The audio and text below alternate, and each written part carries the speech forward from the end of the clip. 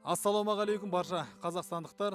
Бүгін мінекей 2024 жыл ақпан айының 18 жұлдызында Еңбекші ауданына қарасты Жылан Бұзған ауылына кеп тұрмыз. Арнайы осы халықтың шақыртуымен. Қазір осы жиналған қауымның, осы ауыл ақсақалының, осы ауыл биінің, осы ауылымыздың кәсіпкері деп Ғалекең таныстырып жатыр жаңа. Осы азаматтардың мұң мұқтажын қандай нәрсемен шақырған қазір тыңдайтын боламыз өз ауыздарынан. Не мәселе болып жатыр Ғалеке, өзіңізден бастайын бірінші. Қолыңызға документ ұстап тұрған сияқтысыз ғой. Саламатсыздар ма? Енді біздің бір мәселеміз осы жерде біздің ауылда балабақша жоқ. Балабақша салатын орнымыз бар. Соны салу үшін құжатын турлап ала алмай жатырмыз. Сол құжатын турлап алсақ, осы жерден бір балабақша салсақ деген ойымыз бар. Енді бір минут. Ауылда қанша халық бар балабақша дейтінде, мына жер кішкентай ауыл сияқты қалай өзі ауылда? Біздің ауылда қазір бәрін есептегенде бір 5000-ға жақын тұрғын тұрады. Жылан Бұзған ауылында. Ауылында 5000-ға жақын. Балдардың саны 3 жастан 6 жасқа дейін болған балдардың саны 260-350-ге жетіп қалды ау, наверное. Сол бәрі қазір осы жерде балабақша жоқ. Балабақша жіберу үшін басқа көрші ауылдарға алып барады балдар. Алып барып ыңғайсыз. Мына жерде жол ұзақ, ана жерде бадам бар, бадамдан өткізу керек. Содан қиналады. Енді көктем күзде бадам су таситыны бар, басқасы бар. Иә. И сосын оларды балабақшаға жіберіп, оларды ояқтан өздері жұмысқа баруда қиналып жатыр ата-аналар. Соны енді біздің мақсатымыз осы жерден бір балабақша салсақ деген ойымыз бар еді. Соған енді құжат турлап болатын болса, салып берем деген ойым бар менің өзім. Өз кәсіпкер ретінде. Иә, кәсіпкер ретінде өзім салып берем деп жатырмын. Бәрекелді, тамаша қарап тұрсыздар ғой. Енді Қасым-Жомарт Тоқаев Кемелұлы кәсіпкерлерді қолдау керек, елді жұмыспен қамтамасыз ету керек деп айтып жатыр. Осындай азамат неге қолдамасқа? Өзім де қуанып тұрмын. Енді оған жер беріліп жатыр ма әкімшіліктен? Бар ма өзі жер? Жоқ, енді бұл жерде ауылдың ішінде жоқ. Бұл қазір біз тұрған жеріміз бұрын балабақша болған. Бұрын болғанда қай жыл? Ол где-то 80-ші жылдары, наверное, 80-ші жылдары ма сонда. 99-ші жыл бұл жер сатылған. Кімге сатылған? Өкімет сол аукцияға қойып сатқан. Сол кезде мен өзім сатып алып, осы жерін, сол балабақшаны ремонт істеп, мектеп жоқ тұғым біздің Жылан Бұзған ауылында. Сол мектепке берген тұғым осы жерін. Осы жерде 32 сотық жер бар. Осы жерін ремонттап, осы жерде мектеп ашып, так 2000 жылдан 2014-ке дейін осы жерде балдар 360 баладан бастап 480 балаға дейін осы жерде оқыды. Балдар тәлім алды осы жерде? Иә, тәлім алды. 40 мұғалім жұмыспен қамтамасыз етілді. Бір техперсонал, 10 техперсонал жұмыспен қамтамасыз етілді. Сіз сонда ана мектепті арендаға бердіңіз бе, өкіметке қалай қылдыңыз? Жоқ, без аренда бердім. Без аренда, маған аренда керек емес, тегінге беріп қойдым. Осы отдел образованияға мектеп үшін бергем. Сол мектеп балдар ұзаққа бармасын. Біздің анау бастан мынау басқа дейін анау көрші мектепке бару үшін 6 километр ма 7 километр жаяу жүріп баратын еді балдар. Мына жер орталық. Сол жерде орталыққа келіп оқыды. 14 жыл оқыды, без аренда, без ындақа. Сосын қазір енді 2014-та 300 орындық мектеп соғылды бізде, 3 этаждық қылып ауылға, басқа жерге соғылғаннан кейін бұл жерні бұзуға шешілді. Сносқа жіберді. Сол сносқа жібергеннен кейін мен айттым, мен осы жерін маған беріңдер. Мен енді анау госактымда қазір отдел образованияның госда балансында тұр. Оларға барып айтсам, земельніге өткізіп жіберді дейді. Земельніге барып айтсам, отдел образованияға өткізіп жіберді дейді. Соның арасында мені 8 жыл болыпты жүргеніме. Мына жер әлі тұр міне.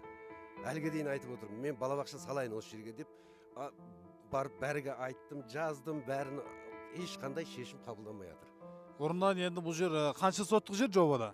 32 соттық жер бар осы жерде. 32 соттық жер бұрын өзіңіздің әкеңіздің пай үлесіндегі жер болған болсанда, кейін сіз өзіңіз өкіметтен сатып алдыңыз оны, түсінікті. Енді мына жерде ауыл биі өзін таныстырып өтсе, кеңіз аға. Мен осы ауыл биі, Жылан Бұзған ауылының биі Досметов Алымжан боламын.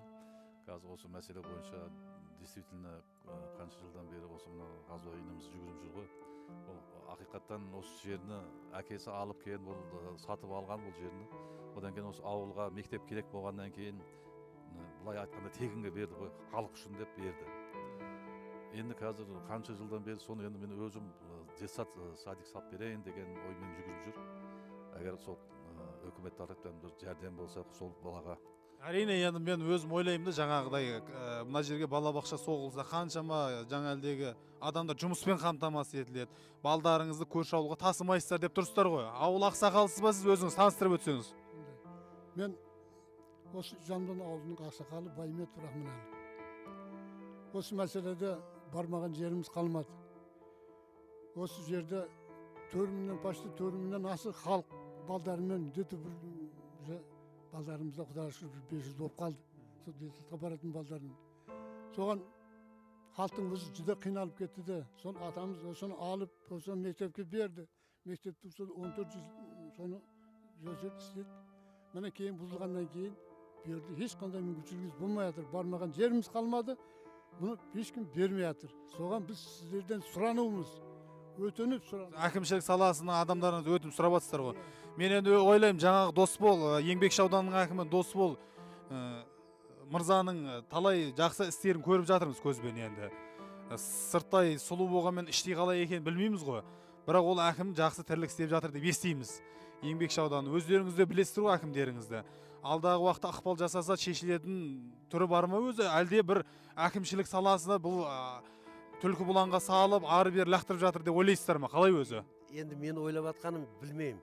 Қазір госактың бар, сол барып, мына госакты бар. Осы госактың менің құжатын істеп беріңдер мен өзімге.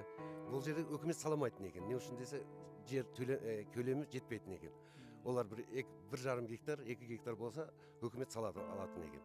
О Гароноға бірінші письмо бергенімде, Гароно маған жауабында 100 орындық балабақша салып береміз деген еді. 2014, мен 2015 бергем, 2017-ге салып береміз деген еді. Мақұл, егер балабақша салынса, салынсын. Мен өте қуанып кеткен едім сол кезде. Мына әлі оларды салған жоқ. Кейін барып айтсам, біз саламаймыз, ол жер көлемі жетпейтін екен. Көлемі жетпесе маған беріңдер дедім, мен частный қылып салып берейін. Ауыл үшін, ауыл игілігі андақасы үшін дедім, салып берейін деп. Енді қазір олардың госак тұр, барып айтсам, бізде емес дейді. Земельніге барып айтсам, бізде емес, жер жоқ дейді, ол жер дейді. Госак тұр, кадастровый нөмірі тұр. Қаяқта екенін білмейміз дейді. Іс бұлыңғыр болып жатыр дейсіз ғой. Түсініксіз, иә? Түсініксіз. Ояқа барсам, мұняқа бар дейді, мұняқа барсам, мұняқа бар дейді. Сонымен мені 8 жылда өтіп кетті мені. 8 беріп... Мына жерде мен қарап тұрмын, мектепке Кенжебай Ташаев есімі берілсе екен деп газетке де шыққан екен. Шымкент қаласының әкімі Дархан Сатұлы назарына деп, қазір Түркістан облысының әкімі ол азамат. Енді жаңағы мәселе, осы мәселені бүкіл ауыл сізді қолдап тұр ғой бір ауыздан. Әлбетте қолдап тұр барлығы. Қазір енді адамдардың бәрі келеңікпей батыр, жоқ көбейтпей қоя салайық. Біз өзіміз кішкентай қылып әкімдерден сұранып қалайық. Осы жердің құжатын бізге тұрлап берсе, осы жерге бір балабақша салсақ деген ойымыз бар. Осыған Досбол әкім ықпал жасаса дейсіздер ғой. Енді мынау ел үшін істелініп жатқан керемет тірлік екен, мен қарап тұрмын, өзімді сүйсініп тұрмын. Әрбір елде осындай Ғалекең сияқты азаматтар болса, ауылға жаны ашып балабақша соғып берем деп жатса, қаншама адам жұмыспен қамтылады. Осыны мысалға қала әкімі де кеп көрсе, мысалға бұны қолдайды деп ойлаймын. Ғабит Сыздықбековті біліп жатсыздар, қазір қандай керемет тірліктер істі атқарып жатыр. Осы Досбол мырзаға жазылып, қала әкімі бізге шақыртып беріңіздер десеңіздер, қазір Қасым-Жомарт Тоқаев Кемелұлының керемет саясаты әрбір әкім болып жатқан мән жайлардың бәрін өз аяғымен жүріп, өз көзімен көріп, сол мәселені шешілсін деп тапсырма берген. Ол тамаша нәрсе. Солай шешіліп жатса. Сіздер енді осы кәсіпке бауырларыңыз қолдап тұрсыздар ғой бір ауыздан. Ассаламалейкум халықтар.